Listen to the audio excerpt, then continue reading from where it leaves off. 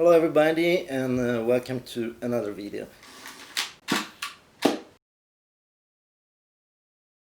Since I started to publish videos about the images that I made with the series that is Black and White Tales that you can check here, or I start to talk about tools and cameras and things about film photography, I was asked many times why I still use film. So first of all, a premise: I like to use digital. I use digital, but lately I started to use film again a lot. I was born with film, and I did most of my career with film. I switched to digital. I like digital. I like the new options of digital. For example, I'm here able to do this video thanks to digital. But lately I got back to film, and if you're curious why, just a few points, and I will explain you why I think it's important. It's for me important to go back to film sometimes, especially for personal projects, and why I think is important for you to try film photography. First of all, film photography is simple. Just to give you an idea, a manual for this camera, that is a beautiful Hasselblad, was one of the best film camera possible, is 34 pages. The manual of my X Pro 2 Fujifilm that I'm using now to film, and I use a lot and I like a lot when I do digital photography, is around 200 pages, plus some 15-20 pages each time a firmware is updated and there's something new in the camera. But if you look at this camera, here there's nothing to control. It's three parameters. It's basically the aperture, the shutter speed, and ISO, because this is a camera that had a TTL function for the flash, so there's the setting for the ISO.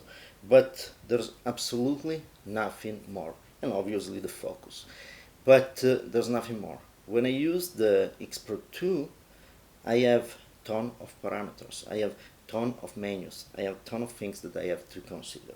And modern digital cameras, they have this idea to be smart, to have tools that help photographers. For example, if you go with the autofocus, there's an entire website just to describe the various options of the autofocus. You can choose things like the focus on the right eye, the left eye, and these kind of things. And I think that's very complex, because each time you change the settings in the camera, you have to remember what were the settings, and you have in some way to follow the idea of the camera.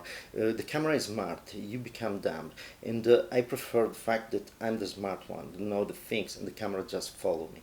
And there's another thing that, talking about focus, here I have this huge beautiful ground glass that is, I can see the focus on all the ground glass, and I can focus exactly where I want. I don't need to have a spot in the right place and all these kind of things. So this is simple to use. I don't have to keep in mind more than two parameters. Once I set the ISO with the film, I only need to know the aperture and shutter speed and nothing more. So this is for me the first things. I became kind of overwhelmed with all the possibilities of digital, and I found myself following the camera instead of being in control of the camera. Film photography brought me back to the idea that I'm in control. Also, when I do digital now, I tend to use the camera as I used it in film. So controlling the camera and limiting everything to very few parameters. Another point that is connected to the simplicity is the learning curve. When you use film, the first thing you have to do is to learn all the basics of photography. You have to learn how the light interacts with the matter. You have to learn how to read the light. You have to learn the rule to expose correctly the film. And you have to learn the rule about focusing and these kind of things.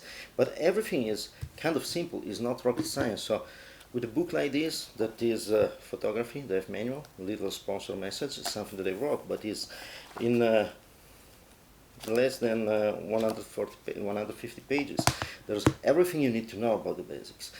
When I start, I had everything was in books like the Ansel Adams trilogy. When I went on, and that was all about the exposure for technically to do more complex things like using a view camera in a proper way. I spent a week in Schaffhausen in Switzerland with Ed Sinner, that is the producer of view cameras, and it was a workshop, 1 week, and was all I ever needed about the view camera. So that's something that you learn, and there's a steep curve when you start. You have to learn some things, but then those are things that remain the same and remain stable. And by the way, are the same things that you have to learn if you do digital photography. It's just an illusion that you can just do everything without knowing the basics. So that's the point. But after that step part of the curve, you are free to learn other things. The technical part is forgot. You can forget it. You can just use it, become instinct. After that, you can start to concentrate on composition, on knowing the subjects and general culture and all these kind of things. All the things that make you grow as a photographer, as a human being, when it's a matter of concentrating on the subject, understand the subject, decide what you want to express, and all these kind of things. With digital, this is not possible because digital is evolving. You can learn to use your camera and these kind of things. Then a firmware update comes out, and you have to learn other things. You change the camera are different. I can use this, between this and a Pentax 67 or another 35mm camera. There's no difference. All the same parameters. Can be the position a little bit different, but it's all the same. With digital, all the camera models are different. All the menus are different. All the options that you have in the camera are different. So it became a learning curve that is going up, up, up, up. And you change the camera. You have to change the software, because the new files are not written by the old software. You change the software, you have to change the operative system, and you have to change the computer, all these kind of things. So, and all these steps are something that you have to continue to learn and go on. And you do not have the time to just think, okay, I know technically everything, I just think about photograph. I just think about the subject. I just think about what I want to express and all these kind of things. So the learning curve is totally different, and I much prefer the film version because for me the technical part is something that I want to forget. I want to put away and have it as an instinct, and then I want to concentrate on the subject, on what I'm photographing. And here we arrive at another point that is coming from the learning curve, is the control of the sheen. In some way, with digital, we tend to have this habit that the camera is smart, the camera will select the right focus point, the camera will do a lot of things, automatic ISO, and all these kind of things. So we have this idea to just go there and take pictures. With film, we need to be in the control of the sheen. For example, in a situation like a wedding, it was much easier to go there, be prepared, know the light, and decide, for example, to put the people in a position instead of another, all these kind of things, to have better light and better scenery and something like that. With digital, we just go there and tend to take a lot of pictures. And so we prepare less, and we tend to, at least I say we, but I prepare less with digital, and I tend to trust too much the situation. And this is a mistake that I know I can correct because I can use digital in the same way I use film. But at the end of the game, um, I cannot do that. If I have film, I have an attitude. If I use digital, I tend to get on the side of taking more pictures and controlling less the environment. So this is another thing. With film, we learn that we can control what is going on. We can give some inputs and then we can let the machine follow, but we can intervene without disturbing the events. So that's something that I prefer much more, and something that with film I can do and I like. Photography is a medium that if we go with McLuhan and think that the medium is the message, and in part is true, photography always had in itself a documentaristic aspect, a realistic aspect. So a photograph was real. And yes, with film it was possible to change the point of view, illumination, and all these kind of things, or even to stage a photograph and fake in some way a reality. But mostly was real because to fake the reality was costing a lot of money, a lot of time, and these kind of things. And by the way, we will never have a poor objective photography. That's in every aspect of our life. That depends on the ethic of the photographer. But as a medium, it made very difficult to fake reality. With digital, it's so easy. I'm so tired to see software with artificial intelligence. You push a button and the Milky Way come out in a sky that was cloudy or these kind of things. I receive travel advertisers. Sometimes you see the pictures and you think it's not possible that you have that Milky Way on that city that is so light polluted, or these kind of things. But with digital, it's easy. We push button and we fake reality. It's easy to take away lines from the face, and it's easy to do all these kind of things. And it became a medium that has no more reality in it. So for me, sometimes it's essential to use film because if I want to document something that there will be no doubt that was there and that was real, with film it is real. And I like that a lot. So going back to film also is something that made me think also when I'm using digital and I'm in front of my editing software, I start to think why I'm changing this part of the subject or something like that, why I'm retouching, what am I doing. And using film made me go back to a more ethical post-production. And so that's another important thing to use film. With film, you understand that reality can be fantastic without retouching. We don't need improved reality. We don't need all these kind of things. Reality can be beautiful in its imperfection sometimes. We are losing that with digital.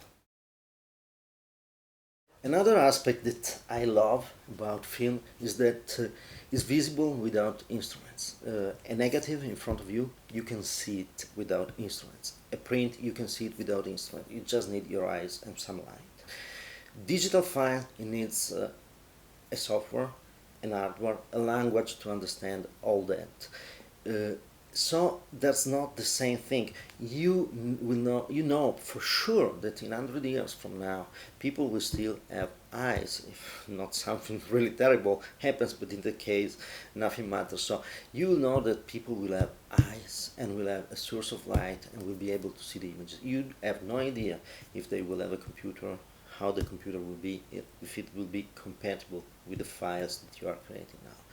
And that's the most important thing. And yes, I know that you say we can print digital images, but be honest with yourself. How many images do you have in your hard disk and how many images do you have printed? I started my project, my series of video that you can check it here, that is Black and White Tales, just because I wanted to print something more. I realized that I didn't had a lot of images that I loved printed on paper and ready to be seen by other people. So That's the thing, is with digital, if we have a negative will be there. And by the way, it's a democratic thing, because you don't need money to see with your eyes and the light. You can go in the most poor village in the world where there's no technology at all, and they will see the picture and they will be able to appreciate the picture. If you send them a file, no way they can see it. So uh, something that is analog, that is concrete in our hands. And when I say film, is because if we have the negative, is the same. We can see it and we can check it, and then we can convert it, we can print it or something like that. But still, is something concrete in our hands that we can see that exists. When I went cleaning this house, started to cleaning this house to put it on for sale. I went in a lot of drawers and boxes, and I found a lot of pictures and negatives. That I was, wow, this is fantastic. I also found a lot of floppy disk from the 80s and all these kind of things, and it was a pain to have to find a compatible computer. I had to take out my old Amiga computer and just check if there was something important on the floppy disk. But with the pictures, I had things from the late 1800s, beginning of 1900, and they were there, and I was able to see them. And by the way, I can try to express this in many ways, but another little advertised message, but I wrote this novel, this Lasting Photographs, and was inspired by this idea of the fact that you can have some film found a lot of years later, and still you are able to see them. So this is a nice novel. It's a founding of some film in Florida, and the adventure to discover who the owner, the person portrayed in the film was. So this is something that I used to express in a more poetic way, and this idea that film photography lasts. Digital photography, we have no idea what would happen to it. So that's something that I really like, and it's really a reason why I use photography. Another thing that I love about film photography is the difference that is possible in cameras and formats and these kind of things. Here I show the Analogue, that is a 6x6. I use a Pentax 6x7. I use a view camera, this is 4x5. I use the 24x36, that is 24x36, and is an elongated rectangle, the small format. So there are plenty of different formats. There are plenty of different cameras for different things. It was the view camera was for some subjects, the medium format for others, 35 millimeters for portability, and all these kind of things. Every different subject had a specific tool. If I wanted to do a still life, an advertising still life, it was a view camera, because I could tilt and shift and use different plane of focus and these kind of things. If I wanted something very quick, there was the small format. So it was possible to have these things, and was possible to have different formats in the negative. So I love square.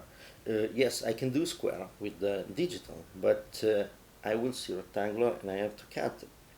If I put square in my camera, the fact that the square will be on the JPEG created, but not on the raw file, and also is not kind of the same thing, because I like square, but I like it with the focus screen that is this size, because the details I can see them better.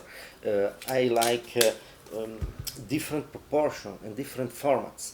With digital, we have this full frame, that is the small format or the APS-C, but they all have 2/3 proportion. It was 3/4, and it's probably a medium format, but is limited to rectangular formats, and usually very, very elongated rectangulars. So that's something I like, to have different ratios based on what I want to express, and that also make us think much more. If we start to use photography with different formats, makes us think much more about the image, about the composition, about how we want to express our ideas, because we will realize that an elongated format is dynamic and square format is more static, and all these kind of things. All things that with digital we lose, because digital always the same format, the same ratio of the time. There's another thing that is at this point more technical, more about the aesthetic. Film photography is different. The film has a different response curve, sensitometric curve, than a digital sensor, and that is very, we can see it very easily in the highlights that in film get flattened out in digital are cut. But if you want to understand better this and this difference, I wrote an article with all the pictures comparing digital and film, and you can find the link down there. So I don't repeat myself about this, but the aesthetic is totally different, and we will never be able to obtain the same aesthetic, the same response from a sensor than from a film. So that's something different, and I like a lot how is the film response to the light. Obviously, film has another point that I love, that is the value of the film. And I mean the cost of the film. It means that each single image has a value. We give a value to each single image, so we don't go around taking hundreds and hundreds of pictures just to get one correct. We think that every single picture must be important, especially if you start to take pictures with medium format or large format like 4x5 or even 8x10 and so on. You need to think what is the value of the subject, what is worth to take the picture, are you sure you are in the right position or right point of view, and all these kind of things. We will value the image much more, and valuing the image we will give also much more value to our images, and it's something that it's really important. If we spend time to do something, we obtain better result, we obtain something that has much more value, and that's something that if you never use film, or it's a lot of years that you don't use film, try to go back to digital, to go back to film, because it's difficult to just tell you how much it will change, because when you have a film you will take really probably 1/10 of the picture that you take with digital or less, and that's impressive, because I was used with to go out with a view camera to film 2 good pictures. Now I go out with digital, 300 pictures, 2 good. So it's something that try to use film and you will understand what I mean, because this value is something that is very important. It is caused by the cost of the film and the slowness of the system, but it's something that is a value that is not just the cost, it's the value that you will give to each single image. And another thing that for me is absolutely important, because I dislike all these social media things where everybody is just sharing things quickly. I love social media, but I think that people do not think enough before they post something. And film photography is not shareable easily. So finally, you will not take a picture of your food in front of you and share it with the world when nobody cares about that. So that's another great thing. You will learn to think what image is worth to be shared, what you want to share really, and that is something that is great. It's another way to give value to the image, and at the end you will show only the best of yourself, and you will show only things that are worth, that have a message and have a content. So that's another thing that I really like, that is not shareable. The last point that is very, very important is that human beings, we are analog creators. Um, Digital is not our way to interact with the world. We see in an analog way, and our senses are working in an analog way. So, an analog film is for sure better fit and is more natural for us than a digital sensor. The fact is that it looks more natural, and I say sounds because I was thinking it's like with the music. If you are at a live concert, sounds perfect, it sounds natural. If you are if you use vinyls, for example, if you use analog music, still it's the natural feelings. If you use the worst kind of format possible for music, that is the MP3 compressed and everything, if you compare it with the live music or an analog registration, it sounds really miss a lot of things. And we are analog. We need something that has continuous tones and continuous nuances. We need that. It's much more similar to us. And sadly, in the last years, we are becoming much more digital. We are immersed in a digital world 24 hours a day. No matter if it's your smartphone or your computer or these things, but you will always be in some way attached to something that is digital. And doing something that is not digital, so it's practical. You can touch it. There's a tactile feeling when you open the camera and you develop the film and all these kind of things. Is a real tactile experience that is analog, and that's something that also as the good thing that will detach us. At least with me, I love when I'm not in front of the computer. So with digital photography, I spend most of my life in front of a computer. With analog photography, it's much better because the post-production is almost not non-existent, and and all the process is something that I can do in an analog way. I can do in real, not in front of a computer. And you develop the film, you are in a dark room and you are standing and all these kind of things. That's fantastic. It's kind of an experience in my body. It's a much better way to appreciate also what we are doing. But we have to never forget that we are analog creator. We need interaction with other people. We need touch. We need a lot of things we need to hear. We need to use all our senses in the fullest possible way. And digital will never give us the same thing and the same feelings and the same experience. Okay, this is all. I hope you enjoyed the video. If you did, please put a like, subscribe to the channel, and go to my website and you can subscribe to my weekly newsletter. If there's something that you think I can do different, something if I missed, you have comments or anything, just write your comments down there. I'm always glad to have comments so I can improve if there was something wrong, or we can share ideas and go further with all this. So let me know what you think about film photography.